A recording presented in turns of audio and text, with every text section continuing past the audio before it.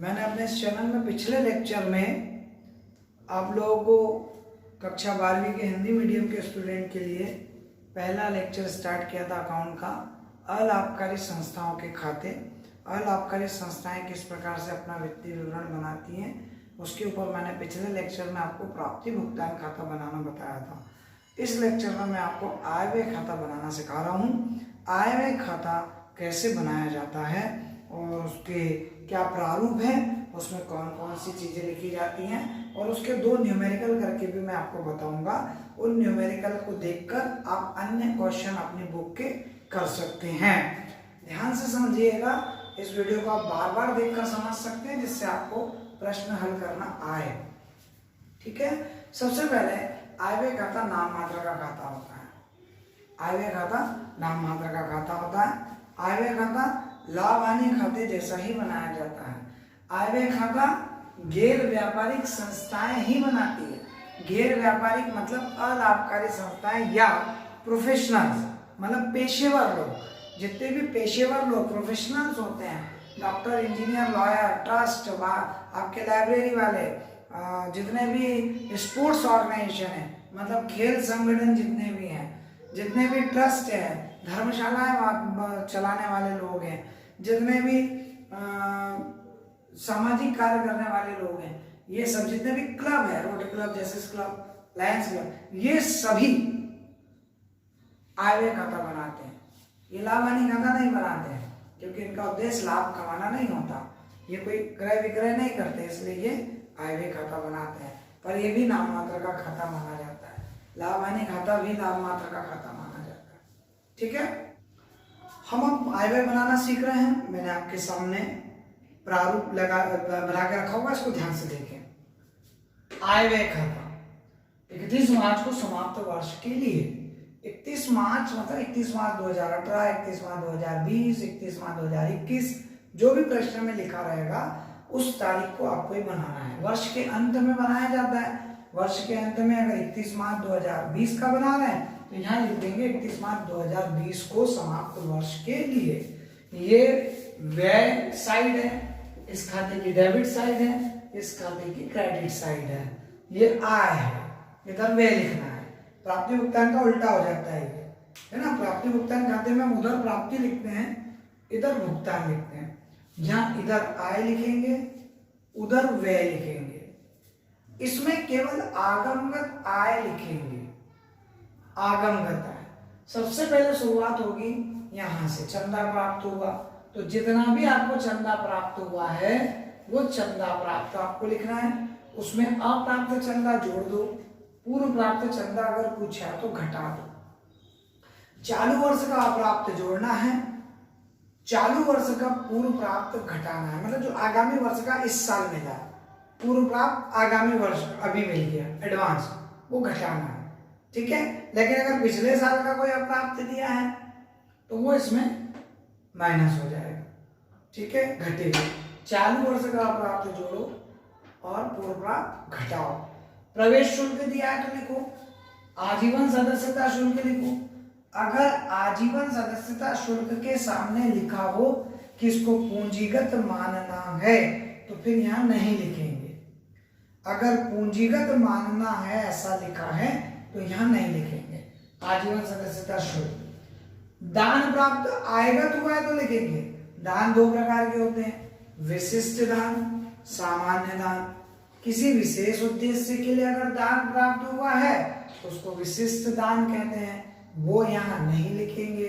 जैसे संपत्ति खरीदने के लिए दान, किसी विशेष कार्य करने के लिए दान, इनाम बांटने के लिए दान, भवन निर्माण के लिए दान, वो यहाँ नहीं आएगा। लेकिन केवल दान लिखा है, सामान्य दान लिखा है, आएगा। विनियोग पर ब्याज आएगा। विनियोग का मतलब कहीं हमने पैसा जमा कर रखा है, किसी कंपनी के, फर्म के कोई प्रतिभूति खरीद रखी है तो उस प्रतिभूति पर अगर कोई ब्याज मिलता है तो लिखेंगे। कोई बैंक में जमा पर ब्याज मिलता है तो लिखेंगे। कोई मनोरंजन से लाभ हुआ हो, आय हुई हो, लिखेंगे। या मनोरंजन का मतलब कोई कार्यक्रम कराया आपने, कोई मनोरंजन कार्यक्रम कराया, उसके टिकट बेचे, ड्रामा करवाया, उसके टिकट बेचे, अन्य किसी प्रकार की कोई रद्दी बेच दी उसका भी पैसा लिखेंगे। न्यूज़पेपर बेच दिए, उसका भी पैसा लिखेंगे, पुराने न्यूज़पेपर, ठीक है। किराया प्राप्त हुआ लिखेंगे। अन्य कोई विविध आय हुई हो वो भी लिख देंगे। कोई संपत्ति बेचने से लाभ हुआ, मतलब 1000 का फर्नीचर 1200 रुपए में बेच दिया, 200 रुपए यहाँ लिखेंगे। 1000 का फर्नीचर 1200 में बेच दिया, 200 यहाँ लिख देंगे। इसमें केवल आगमगत आय लिखेंगे, पूंजीगत आय नहीं लिखेंगे। मतलब संपत्ति का विक्रय नहीं लिखेंगे, संपत्ति विक्रय पर लाभ लिखेंगे, संपत्ति का विक्रय नहीं लिखेंगे। कोई बात समझ में ना आए तो वीडियो को बार बार देखकर आप सीख सकते हैं। इसी तरीके से व्यय तरफ किराया, कर, दर, ऐसे बहुत सारे खर्चे होते हैं। किराया, कर, दर है, उनमें कोई अदत्त है तो जोड़ दो, पूर्वदत्त है तो घटा दो। अदत्त जोड़ेंगे, पूर्वदत्त घटाएंगे, बाहर लिख देंगे। ऐसे ही वेतन है, बीमा है, मजदूरी है, अदत्त जोड़ेंगे, पूर्वदत्त घटाएंगे, बाहर लिख देंगे। अलग अलग लिखेंगे, मैंने तो जगह के हिसाब से साथ साथ लिख दिया है। वेतन, कर, बीमा एक साथ मत लिख देना। वेतन में अदत्त पूर्वदत्त जोड़ो, बाहर करो। किराए में अदत्त पूर्वदत्त जोड़ो, बाहर करो। बीमे में अदत्त पूर्वदत्त जोड़ो, घटाओ, बाहर करो। अदत्त जोड़ना है, देना बाकी है, जोड़ना है। पूर्वदत्त दे दिया है, घटाना है। कोई स्टेशनरी है, प्रिंटिंग है, छपाई व्यय है, डाक व्यय है, यातायात व्यय है, बहुत सारे खर्चे हो सकते हैं। मनोरंजन व्यय है, विज्ञापन भी हो सकते हैं, विज्ञापन व्यय है, यहाँ सब आएंगे। ऐसे अन्य व्यय में बहुत सारे व्यय आ सकते हैं। मूल्यह्रास भी आएगा, गैर नगद व्यय भी आएंगे इसमें। मूल्यह्रास भी, संपत्ति पर जो हास लगाएंगे वो भी लिखेंगे। संपत्ति विक्रय पर हानि भी लिखेंगे। 1000 रुपए का फर्नीचर था, 1000 रुपए लागत का फर्नीचर 800 में बेच दिया, 200 रुपए हानि लिखेंगे। लाभ हुआ तो उधर लिखेंगे, हानि हुई तो इधर लिखेंगे। संपत्ति विक्रय नहीं लिखेंगे, संपत्ति खरीदना भी नहीं लिखेंगे। जैसे हमने लिख दिया पुस्तक खरीदी, नहीं लिखेंगे। फर्नीचर खरीदा, नहीं लिखेंगे। भवन खरीदा, नहीं लिखेंगे। भवन निर्माण किया, नहीं लिखेंगे। विनियोग नहीं लिखेंगे, क्योंकि वो सब पूंजीगत है, ये लिखेंगे। आय, और इसके बाद इसका टोटल लगाएंगे, इसके टोटल में से इनको घटाएंगे तो आपको आय आएगी। आय आधिक्य, मतलब व्यय आय से ज्यादा है, इसका टोटल ज्यादा आएगा, इसको घटाएंगे, अंतर निकलेगा। ये अंतर आएगा, यहाँ पर लिख दे रहा हूं मैं, अंतर, तब जाके दोनों टोटल बराबर होगा। ठीक है, जैसे हम लाभानी खाते में लाभ निकालते हैं, वैसे यहाँ पर आय आधिक्य निकाल। कभी कभी ऐसा हो सकता है कि इधर का टोटल ज्यादा आ जाए, इधर कम है, तो यहाँ कमी खाता या हानि लिखेंगे। इधर से लिख सकते हो कमी खाता, कमी खाता लिख देंगे। ठीक है, इधर आय अधिक, उधर व्यय अधिक, ऐसा भी लिख सकते हैं। इसको व्यय अधिक भी लिख सकते हैं। ठीक है, इस तरीके से ये आपका आय खाता होगा। मैं दो छोटे छोटे न्यूमेरिकल भी आपको करके बता रहा हूं, आपको आशा है समझ में आएंगे और आप अपनी पुस्तक के सारे क्वेश्चन उसको देखकर कर लेंगे। देखिए दो क्वेश्चन, ये क्वेश्चन जो मैं अगला क्वेश्चन करा रहा हूं आप अपनी स्क्रीन पर देख सकते हैं। मैं आपकी स्क्रीन पर वो क्वेश्चन डाल रहा हूं, उस क्वेश्चन को आप पहले रीड कर लें, पढ़ लें, फिर उसके बाद इस क्वेश्चन का सॉल्व लें।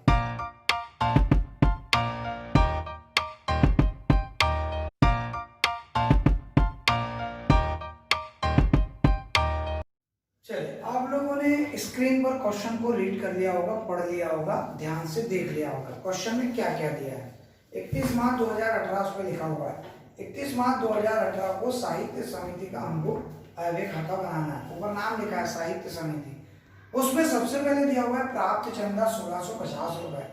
प्राप्त चंदा आय तरफ लिखते हैं, प्राप्त चंदा लिखेंगे 1650 रुपए, और प्राप्त चंदे के संबंध में कोई समायोजन नहीं है, कोई अदत्त पूर्वदत्त नहीं है, अप्राप्त पूर्व प्राप्त नहीं है। इसके बाद लिखा है विनियोग पर ब्याज। विनियोग पर ब्याज आपको 570 रुपए दिया हुआ है। विनियोग पर ब्याज हमारी आय है, 570 रुपए हमको मिले, लेकिन थोड़ा सा क्वेश्चन को नीचे पढ़े तो वहां लिखा है समिति के पास नेशनल लाइब्रेरी के 1500 रुपए वाले 4% ऋण पत्र है। 1500 रुपए वाले 10 4% ऋण पर, मतलब 1500 रुपए वाले 15,000 के 4% 600 रुपए आपको ब्याज मिलता है। इसका इंटू किया तो 15,000 आया, इसका 4% हमने ब्याज निकाला तो 600 मिलना चाहिए। ये हमारा भी हो गया ये ऋण पर, ये वही ब्याज है, लेकिन यहाँ 570 है, 600 होना चाहिए यहाँ पर। मतलब इसमें आपको 30 रुपए जोड़ना पड़ेगा।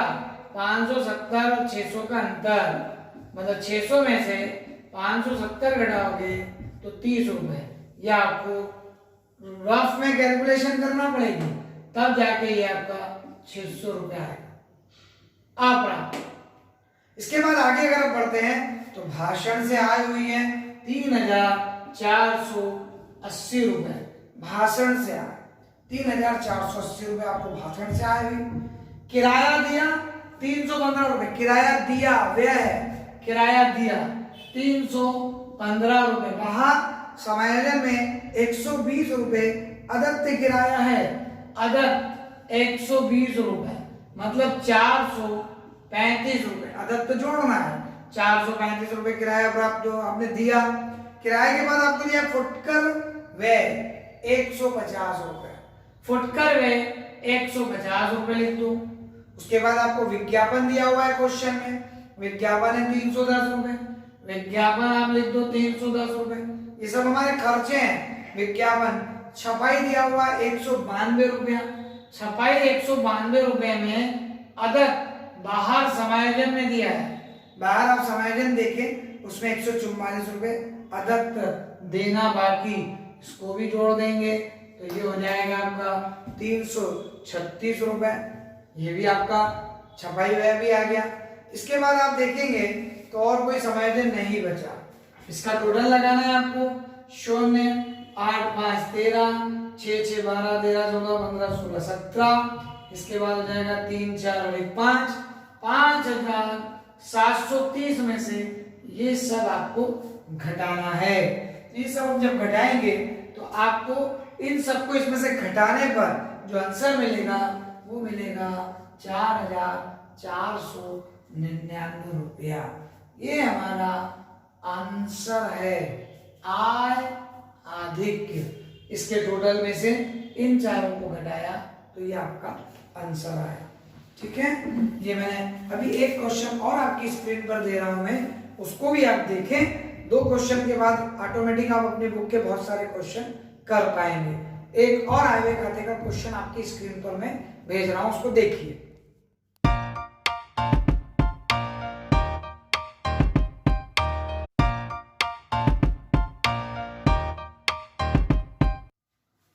चलिए, आप लोगों ने क्वेश्चन को पढ़ लिया होगा, प्रॉपरली उसको देख लिया। पहला क्वेश्चन भी हमने करा, उसको भी आपने देखा। अब इस क्वेश्चन को देखिए कैसे सॉल्व कर रहे हैं। ये क्वेश्चन भी बहुत बढ़िया है। सबसे पहले अगर आपने क्वेश्चन पढ़ा होगा तो उसमें लिखा है रोटरी क्लब का प्राप्ति भुगतान खाता। अब रोटरी क्लब का 31 मार्च 2018 का प्राप्ति भुगतान खाता आपको दिया है और नीचे कुछ समायोजन दिए हैं, उनके आधार पे आपको आय व्यय खाता बनाना है। 31 मार्च का हेडिंग तो वही आएगी, आय व्यय खाता। 31 मार्च को समाप्त वर्ष के लिए उधर आएगा व्यय, इधर आएगा आय। सबसे पहले आय देखते हैं। आय आपको प्राप्ति तरफ मिलेगी, जितनी भी आय है वो प्राप्ति तरफ देखो। प्राप्ति में सबसे पहले लिखा है शेष, वो रोकड़ शेष है, वो यहाँ नहीं लिखेंगे। रोकड़ शेष आय व्यय खाते में नहीं आएगा। उसके नीचे लिखा है आपको चंदा प्राप्त। चंदा भी 3 में है, 2016, 17, 17, 18 और 18 में। हम ये 31 मार्च 18 का बना रहे हैं तो आपको 17, 18 का जो चंदा मिला है वो यहां लिखना है। और नीचे अगर आप पढ़ेंगे समायोजन पहला तो वहां 400 सदस्य हैं जो प्रत्येक 15 रुपए चंदा देता है। 400 सदस्य प्रत्येक 15 रुपए, तो भाई 15 का गुणा 400 में करो। 400 गुणित 15 तो 15 चौक 60, 6,000 रुपए आना चाहिए चंदा। यहां तो 4500, मतलब इनका अंतर क्या हो गया? अप्राप्त। 400 सदस्य से 15 रुपए के हिसाब से 6,000 लेना है, 4500 मिल गए, 1500 मिलना बाकी है। उसके नीचे अग्रिम प्राप्त दिया है 75 रुपए, उसको भी यहाँ नहीं लिखना है, पिछले साल का नहीं लिखना, अगले साल का नहीं लिखना। सामान्य दान 650 मिला, सामान्य दान प्राप्त है, ये मिला है, पैसे आए हैं। ड्रामा से आए हुए है, उन्हें कुछ नाटक करवाए होंगे, उससे 1025 रुपए की आय हुई, तो ड्रामे की आय लिखना है। उसके बाद नीचे समायोजन नंबर 2 देखो, विनियोग पर 10% से 6 माह का ब्याज अप्राप्त है। विनियोग पर 6 माह का ब्याज अप्राप्त है। विनियोग देखो कहां दिया है, भुगतान तरफ। भुगतान तरफ आपको 2000 रुपए के विनियोग दिए हैं। 2000 रुपए का 10% निकालो, 2000 का 10% 6 महीने का, तो 10% हो जाएगा 100 रुपए। 2 शून्य से 2 शून्य कट जाएगी, 6 से काटो, ये आपका आ गया 100।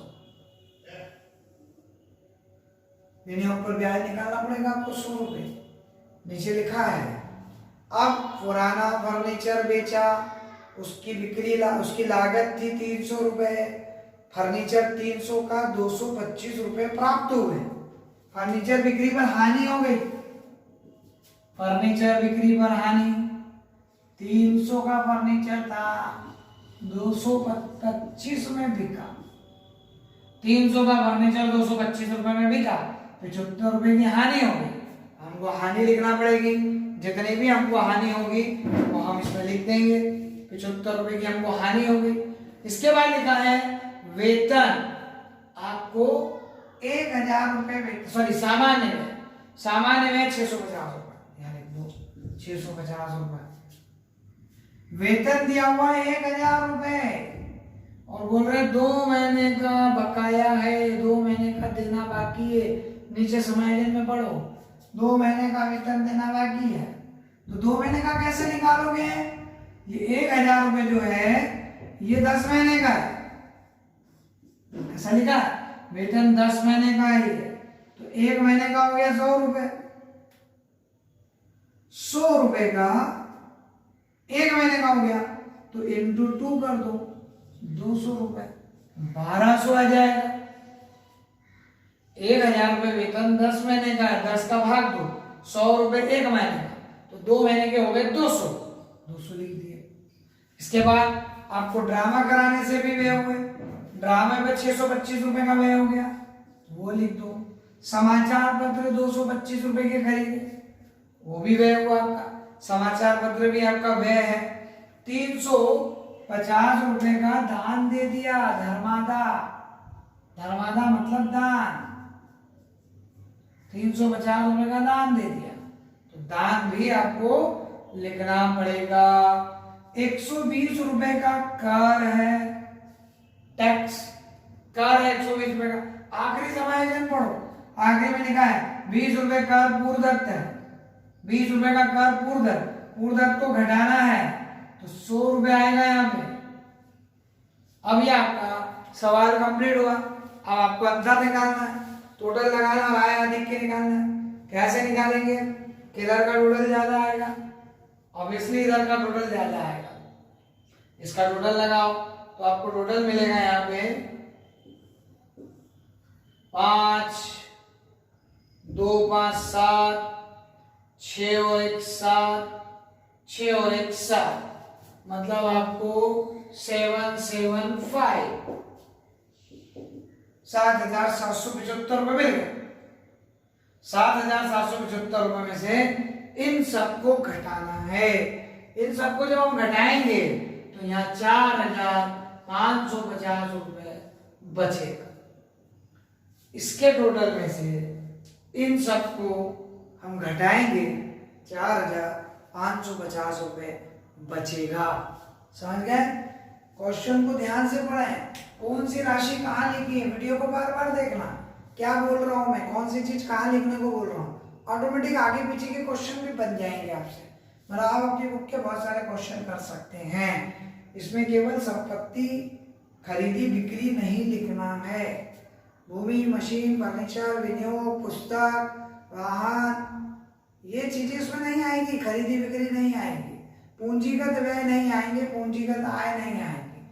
ठीक है, जिनके सामने लिखा हो पूंजीगत व्यय, पूंजीगत आय, वो छोड़ देना, विशिष्ट दान छोड़ देना। समझ गए? इस तरीके से आय व्यय खाते के आप क्वेश्चन कर सकते हैं। इस वीडियो को आप बार बार देखेंगे, आपको सारे क्वेश्चंस बनेंगे। Thank you.